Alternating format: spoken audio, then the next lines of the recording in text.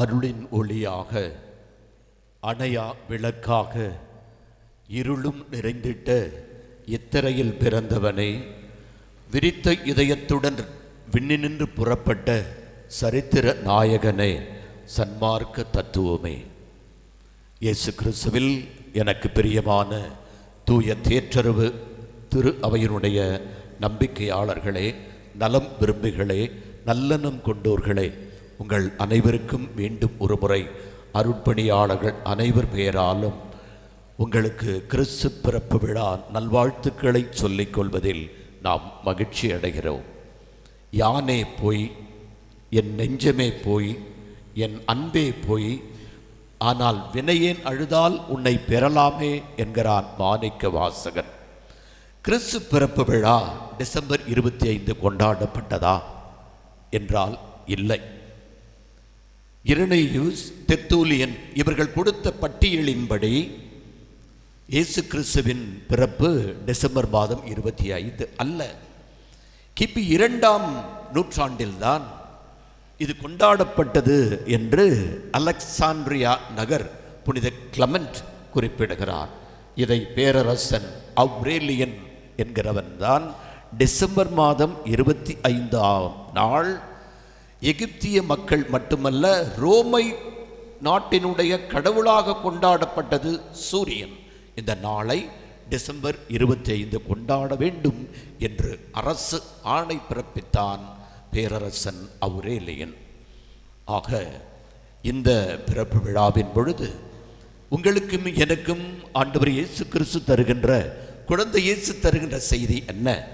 கிறிஸ்து பிறப்பு விழா என்றால் அன்பின் விழா, அமைதியின் விழா, உறவின் விழா, உன்னதத்தின் விழா, பரிசின் விழா, பரிவசத்தின் விழா, நீதியின் விழா, நிம்மதியின் விழா, அருளின் விழா, ஆற்றலின் விழா என்று அடுக்கிக் கொண்டே போகலாம். திருத்தந்தை லியோ அவர்கள் தி லெக்சிக் டே என்ற ஒரு ஆவணத்தின் மூலம் கிறிஸ்து பிறப்பு விழா என்பது வசதியான மாளிகையில், வசதியான வீட்டில் இருந்து கொண்டு கிறிஸ்மஸ் வாழ்த்து என்று சொல்வதில் அல்ல, மாறாக ஏழைகள், எளியவர்கள், இல்லாதவர்கள், உடல் ஊனமுற்றவர்கள், அநாதைகள் படுகின்ற வேதனை மத்தியில், சந்திக்கின்ற சவால்கள் மத்தியில் உரைக்கப்படுகின்ற முழக்கம் என்று குறிப்பிடுகிறார். இந்த முழக்கத்தினுடைய பெயர் என்ன என்று பார்க்கின்ற பொழுது, இயேசு கிறிஸ்து பிறந்ததனுடைய அர்த்தம் என்ன என்று பார்த்தால், உங்களுக்கு புரிய வேண்டும் என்று சொன்னால், யூடியூப் சகாய அமல் என்கிறவன் ஒரு சிறிய நாடகத்தை, நடந்த ஒரு நிகழ்வை அண்மையில் சென்ட் ராக்ஸ் ஹாஸ்பிட்டல் இந்த மருத்துவமனையில் மருத்துவ செவிலிகள், உடன் ஊழியர்கள், அருட்சகோதரருடைய இயக்கத்தில் ஒரு அற்புதமான ஒரு அடையாள கிறிஸ்மஸை கொண்டாடினார்கள். இதுதாண்டா கிறிஸ்மஸ் என்று, இதுதாண்டா போலீஸ் என்று கேள்விப்பட்டிருக்கிறோம், இதுதாண்டா கலெக்டர் என்று கேள்விப்பட்டிருக்கிறோம், இதுதாண்டா அடி என்று கேள்விப்பட்டிருக்கிறோம், இதுதாண்டா வெற்றி என்று கேள்விப்பட்டிருக்கிறோம். ஆனால் இதுதாண்டா கிறிஸ்மஸ் என்றால் என்ன என்று பார்க்கின்ற பொழுது அற்புதமான ஒரு நிகழ்வை குறிப்பிடுகிறார்கள். என்ன? பிரகாசம், பிருந்தா 2 கணவன் மனைவி இவர்கள், இவருடைய பிள்ளைகள் 2 பேர். இதற்கடுத்து இவர்களுக்கு பாடம் சொல்லிக் கொடுக்கிற அல்லது இவர்களுக்கு உண்மை கிறிஸ்துவத்தை சொல்ல வேண்டும் என்பதற்காக அந்த வீட்டிற்கு வருகிற டேவிட், கணவன் பிரகாசம், ஏம்மா என்னம்மா பண்ணி கொண்டிருக்கிறாய் என்று கேட்கிறான். எங்க காலையிலிருந்து வீட்டை கழுவி நல்லா தொடச்சி குடில கட்டி சீரியல் லைட்டை போட்டு ஸ்டாரை கட்டி பலகாரங்கள் செய்து நான் என்று சொல்லிக் கொடுக்கிற, மூச்சை விடு, நீ சொன்னது அனைத்தையும் நான் செய்திருக்கிறேன், ஒன்றுமில்லை. வீட்டிற்கு வெளியே இருக்கிற ஒரு பெரிய ஸ்டார் இன்னும் சற்று உயரமாக இந்த தெரு முழுக்க பிரகாசம் பிருந்தா வீடுதான் கிறிஸ்து பிறப்பு விழாவை அற்புதமாக கொண்டாடியது. இது போன்ற ஒரு கிறிஸ்துமஸ் விழாவை நான் கொண்டாடவே இல்லை என்று சொல்லுகின்ற அளவுக்கு அவர்கள் கொண்டாடி கொண்டிருக்கிறார்கள். அப்பொழுது பையன் வருகிறான். அப்பா, நான் கேட்ட சட்டை எடுத்து வந்தீர்களா? எடுத்து வந்து விட்டேன் அப்பா. பொண்ணு கேட்கிறா, ஏன் டாடி, நான் கேட்ட ஸ்கர்ட் கொண்டு வந்துட்டீங்களா? வாங்கிட்டு வந்திருக்கம்மா என்று சொல்லுகிறார். இப்படி சொல்லி கொண்டிருக்கின்ற பொழுதே அவங்க வீட்டிற்குள் டேவிட் என்கிறவன் நல்ல மனிதன் வருகிறான். அந்த டேவிட் பார்த்து, பிரகாசம், ஏன் டேவிட், புது சட்டையெல்லாம் எடுத்துட்டீங்களா? குடிலாம் கட்டிட்டீங்களா? இனிப்பெல்லாம் செய்துட்டீங்களா என்று கேட்ட பொழுது அந்த டேவிட் சொல்லுகிறான், வருஷா வருஷம் நாங்கள் கிறிஸ்து பிறப்பு விழா மீது சட்டை எடுப்பதில்லை, இனிப்புகள் செய்வதில்லை, குடிலை கட்டுவதில்லை. இரவு திருப்பலிக்கு சென்று அடுத்த நாள் முழுவதும் பக்கத்தில் இருக்கிற அன்னை ஆசிரமத்திற்கு சென்று அந்த அநாதை பிள்ளைகளோடு நாங்கள் கிறிஸ்மஸை கொண்டாடுவோம் என்று சொன்னவுடன் பிரகாசம் அவரை பார்த்து, ஏன்பா, வருஷத்துக்கு ஒரு முறைதான இந்த கிறிஸ்மஸ் வருகிறது, கடன் வாங்கியாவது நீ இந்த விழாவை கோலாகலமாக கொண்டாடி இருக்க வேண்டுமே என்று பொழுது அவன் சொல்லுகிறான், நீ நினைக்கிறது போல இயேசு கிறிஸ்து வண்ண வண்ண விளக்குகளில், அலங்கார குடிலில் அல்லது பகட்டான உடைகளில் அல்ல. இங்கேயும் பிறப்பார், ஆனால் எங்கு அதிகமாக கிறிஸ்து பிறப்பு விழா இருக்கும் என்பதை அவர் சொல்லுகிறார். அப்பொழுது அந்த பையன் வருகிறான், டாடி, எனக்கு இந்த சட்டை வேண்டாம், நான் கேட்ட black jeans and white shirt இல்லை என்று போட்டு விடுகிறான். அப்பா, இது 4000 ரூபாய் என்கிறான். பொண்ணு வருகிறார், நான் கேட்ட ஸ்கர்ட் இது இல்லை, சிகப்பு கலர் கேட்ட, நீங்கள் மெரூன் கலர் கொண்டு வந்திருக்கிறீங்க என்று சொல்லி, அம்மா இது 6000 ரூபாய் என்கிறார் பிரகாசம். ஏற்கனவே 2 சட்டையும் கையிலே வைத்து கொண்டு ஒரு பொருளை வாங்கினால் திரும்பி பெறமாட்டேன் என்று கடைக்காரன் சொல்லி இருக்கிறான் என்பது ஞாபகத்திற்கு வந்தது. இதை என்ன செய்வது என்று தெரியாமல் இருக்கின்ற பொழுது, டேவிட், கவலைப்படாதீர்கள், இந்த ஸ்கர்ட் எவ்வளவு விலையானாலும் நான் வாங்கி கொள்ளுகிறேன் என்று சொல்லி அதை வாங்கி கொண்டு போகிறார். அதற்குள் மனைவி வந்தவள், எங்கடி போயிட்டு வந்த என்று கேட்ட பொழுது அவள் சொல்லுகிறார், பக்கத்து வீட்டிற்கு பலகாரங்கள் கொடுக்க போனேன், எடுத்த வீட்டில் இருந்த ஜான்சி எங்களுக்கு பலகாரம் வேண்டாம், எங்களுக்கு சுகர் காம்ப்ளெக்ஸ் என்று வாங்கவில்லை. அடுத்த வீட்டிற்கு போய் கேட்டால், எங்களுக்கு வருகின்ற இனிப்புகளை நாங்கள் வாங்க முடியாமல் சாப்பிட முடியாமல் கிடக்கிறோம், நீ வந்து கொடுக்கிறாயே என்று. இப்படியா எல்லோரும் மறுத்து விட்டார்கள், நான் வேறு பழைய புடவையோடு போய்விட்டேன், என்னை யாரும் மதிக்கவில்லை என்று சொல்லி அங்கலாய்த்து கொள்ளுகிறார். சரி சரி, நாம் இரவு திருப்பலி போய்விட்டு அதிகாலை நாம் டேவிட் சொன்னது போல அந்த அன்பு இல்லத்திற்கு கொண்டு போய் எல்லாவற்றையும் கொடுத்து விடலாம் என்று நினைத்து கொண்டு தூங்கிவிட்டார்கள்.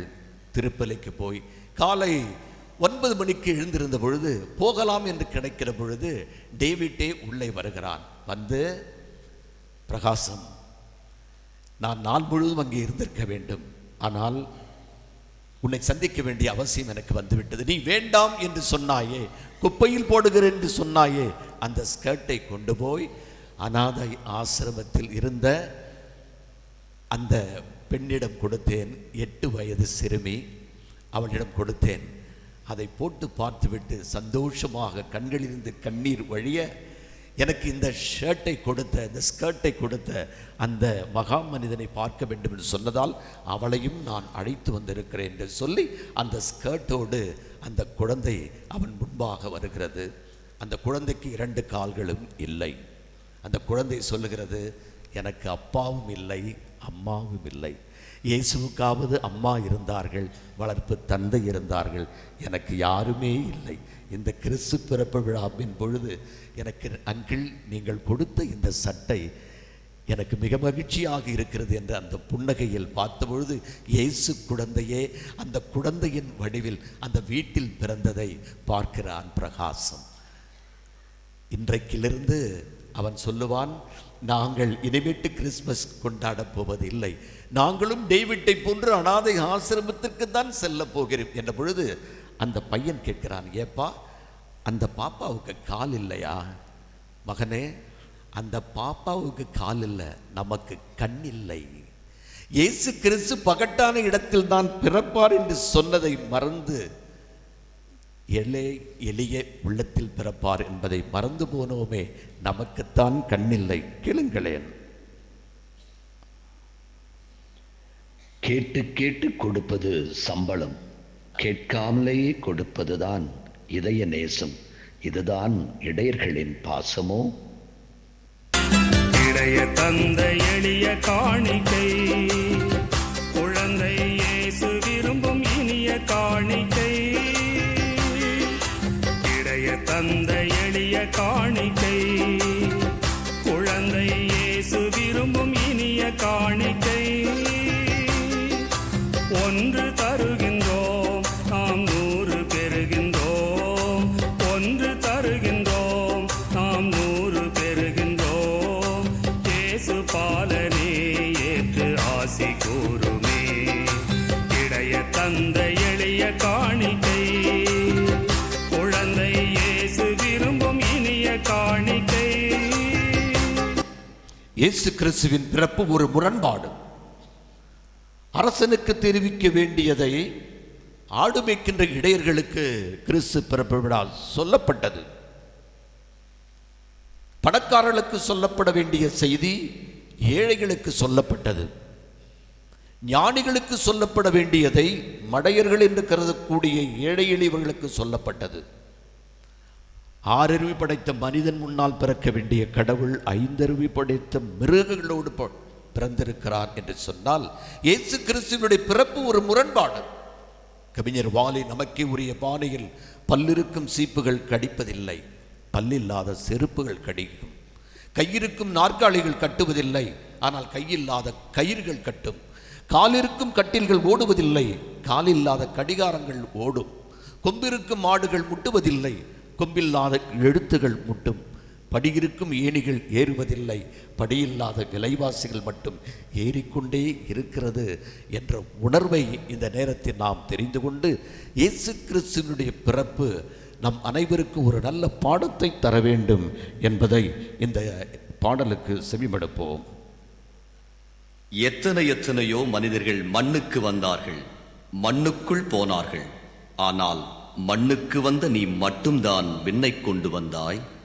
மண்ணும் விண்ணும் இணைந்தது இந்த நாளிலே, மனிதம் புனிதமானது இந்த நாளிலே.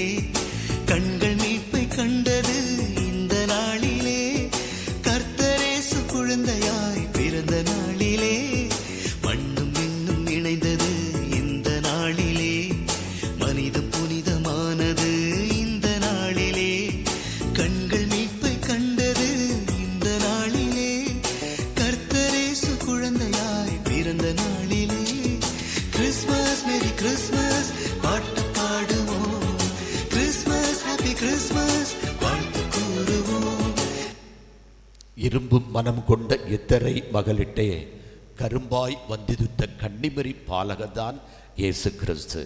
ஆகவே தத்துவ ஞானம் புத்துயிர் பெற்றது யூத நிலத்தினிலே, சத்திய வேதம் நின்று நினைத்தது தாரணி மீதினிலே.